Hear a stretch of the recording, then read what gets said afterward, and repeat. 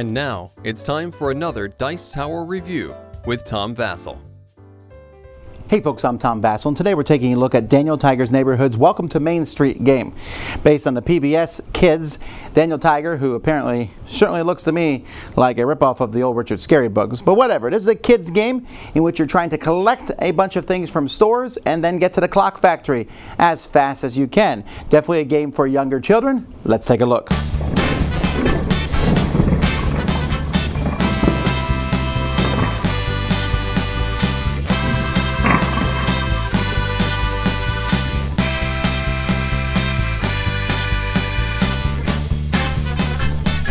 Each player is going to have basically a character of their choice, and they're also going to be getting a backpack.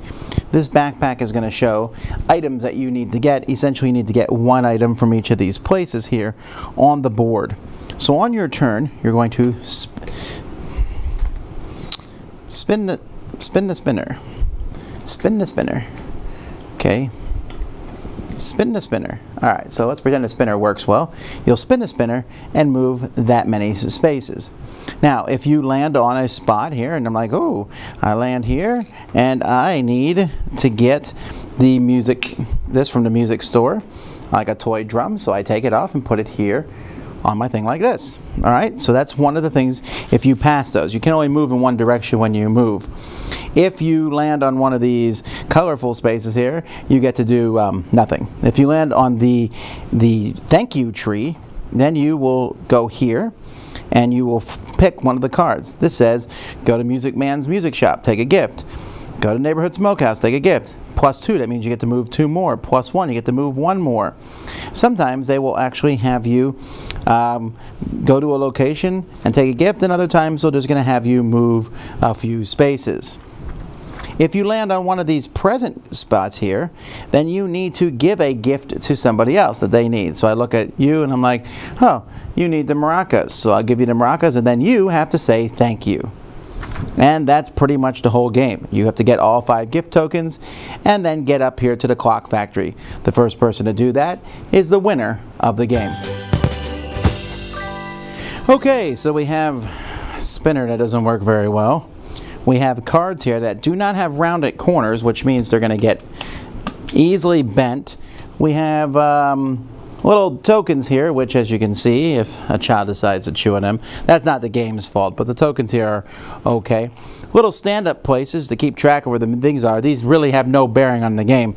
In fact, they literally are more of a hindrance than not, because it's easier for me to see Music Man Stan's music shop when this is not blocking it.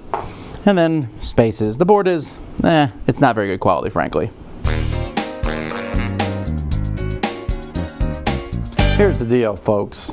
I have a lot of kids. I play a lot of kids games. I have lots of wonderful kids games that I recommend all the time. So some of you might have said, probably you're watching, it's like, why is he even reviewing this game? Because sometimes it's important to see a game that is not good.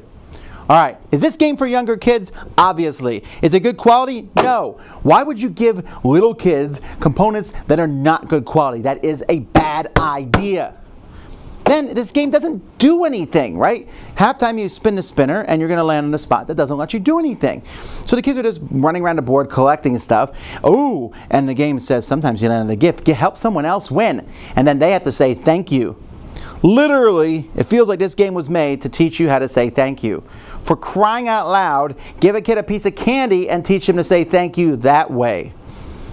Again, you might, I will not tolerate the whole, oh, well, it's a kid's game, so therefore it's okay. No!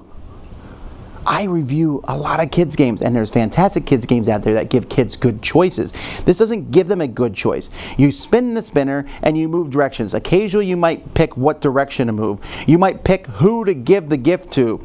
But even then, why does this game look like it was produced for 25 cents in China? It just looks bad.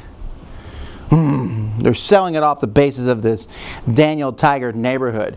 Boo to you, Daniel Tiger's Neighborhood, for allowing Briar Patch to make such a poor quality game here. I have no tolerance for this sort of nonsense. Get your kids better kids games. This is not one of them. Dice Tower Judgment, get a good kids game. It's not this one.